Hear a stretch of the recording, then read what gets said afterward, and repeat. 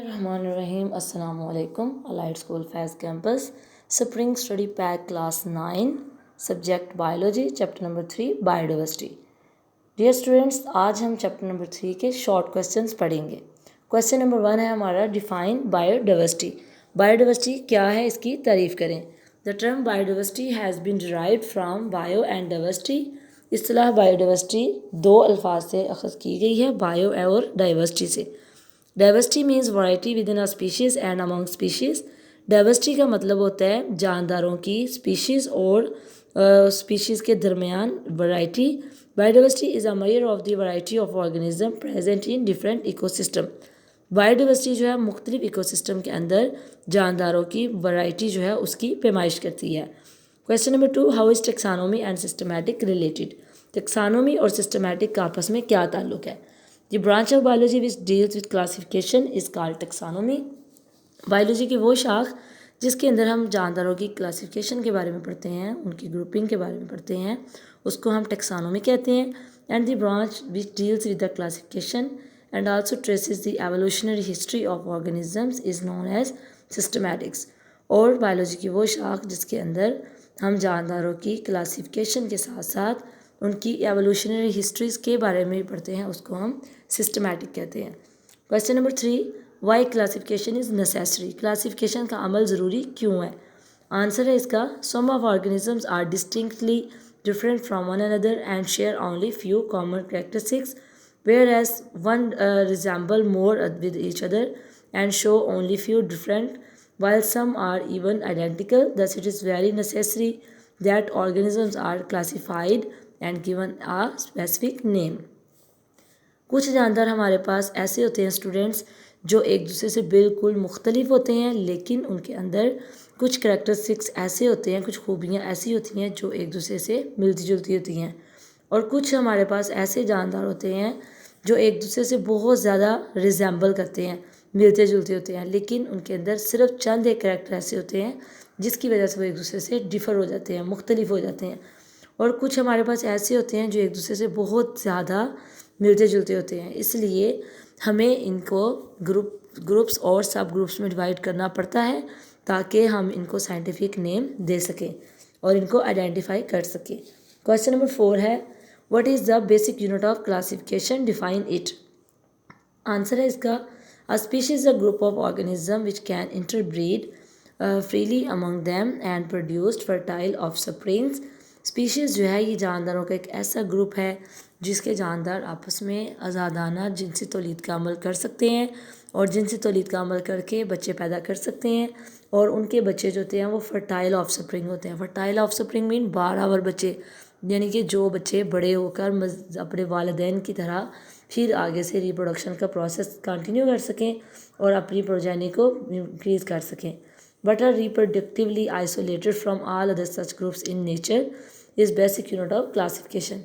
अब वो आपस में यानी कि एक जैसे जानदार तो आपस में रिप्रोडक्शन कर सकते हैं, लेकिन उस वक्त नेचर में बाकी जो स्पीशीज़ हैं उनसे वो मुख्तलिफ हो और उनसे क्रॉस ना कर सके, रिप्रोडक्शन ना कर सके. Question number 5 is, what is meant by taxa, right the name of any taxa.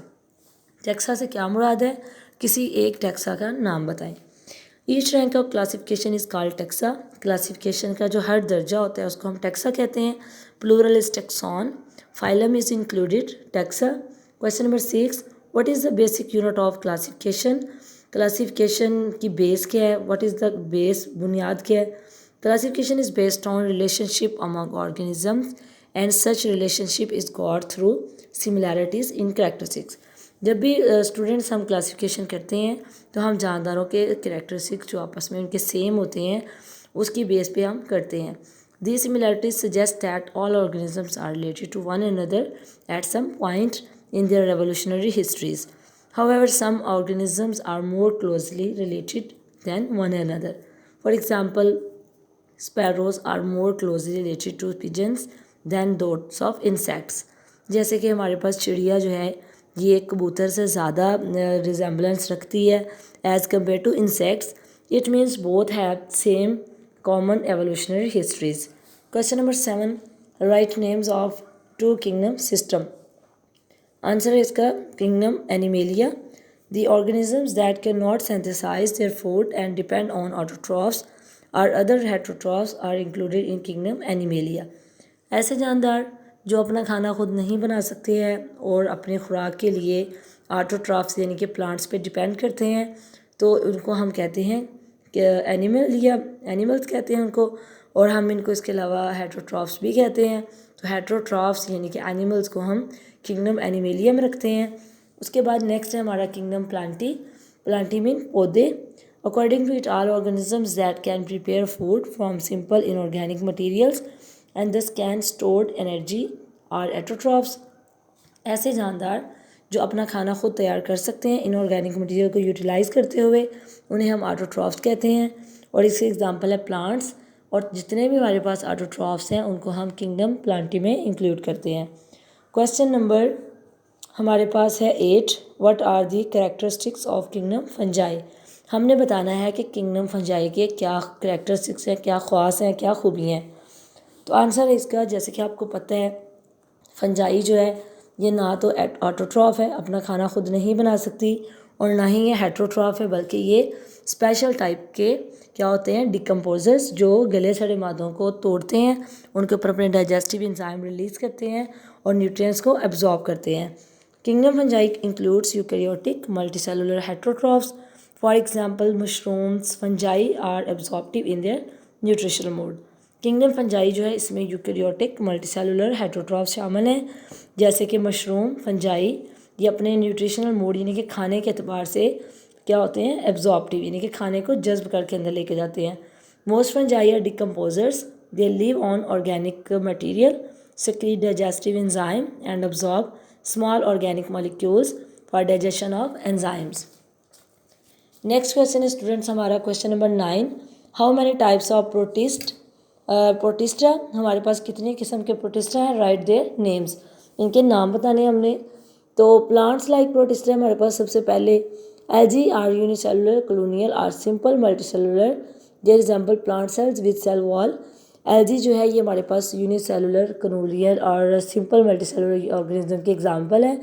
ये प्लांट सेल से बहुत लिहाज से रिजेंबल करते हैं, मिलते जुलते हैं, क्योंकि एल्जी जो है ये भी पौधों की तरह फोटोसिंथेसिस का प्रोसेस कर सकती है और अपना खाना खुद तैयार कर सकती है। एंड क्लोरोफिल भी इसमें प्रेजेंट होता है क्लोरोप्लास्ट में। नेक्स्ट है एनिमल लाइक प्रोटिस्टा, इनके ऐसे प्रोटिस्टा जो जानवरों से रिजेंबलेंस रखते हों, जो उनकी तरह हों, उनकी तरह सेल वॉल ना रखते हों, अपना फूड प्रिपेयर ना कर सकते हों। Protozoa resembles animals who cell lacks chlorophyll and cell walls. तो प्रोटिस्ट ऐसे जो एनिमल लाइक है उसकी एग्जांपल हमारे पास प्रोटोजोन, क्योंकि इसके पास जानवरों की तरह सेल वॉल भी नहीं होती, और यानी कि जैसे पौधे सेल वॉल रखते हैं इसके अंदर नहीं होती, जैसे प्लांट्स के अंदर क्लोरोफिल है इसके पास नहीं होता, यानी कि ये एनिमल से रिजेंबल करता है। थर्ड है fungi like protista, some protist are like fungi, that means they are decomposers. Question number 10, define kingdom monera and give one example. Kingdom monera की तारीफ करें और उसकी एक मिसाल दें। आंसर है इसका students, it includes prokaryotic organisms, that mean they are made of prokaryotic cells. Kingdom monera की एग्जाम्पल है prokaryotic organism. Prokaryotic mean the organisms which do not contain prominent nucleus. Monerans are unicellular, although some types form chains, clusters, or colonies of cells. Most are heterotrophic, but some perform photosynthesis because they have chlorophyll in their cytoplasm. With this kingdom, there are two different types of organisms, bacteria and cyanobacteria. Question number 11, how do we write scientific names? Give an example. Scientific name को हम कैसे लिखते हैं, एक मिसाल से वाज़ह करें। Answer is scientific names are usually printed in italics.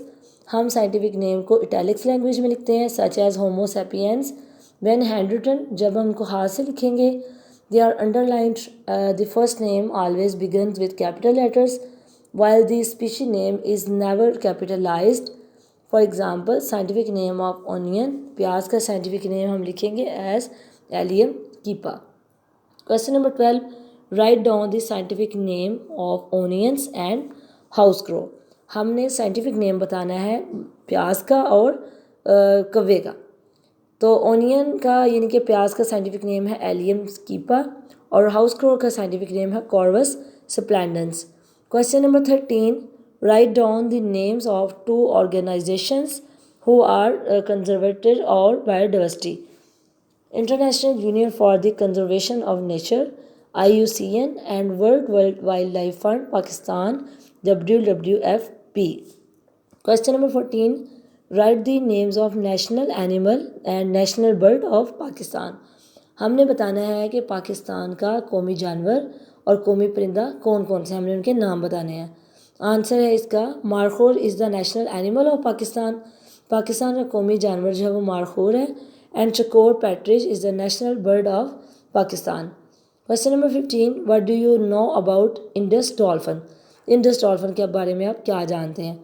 Indus dolphin according to WWP only 600 animals of this species are left today in the Indus River in Pakistan. Population affecting factor यानी कि इसकी आबादी को मुतासिर करने वाले factors में शामिल है the population of the species declined because of various factor including water pollution. इसकी आबादी में कमी की जो मेन रीज़न है वो है पानी की आलूदगी, पानी का गंदा हो जाना, poaching and destruction of habitat.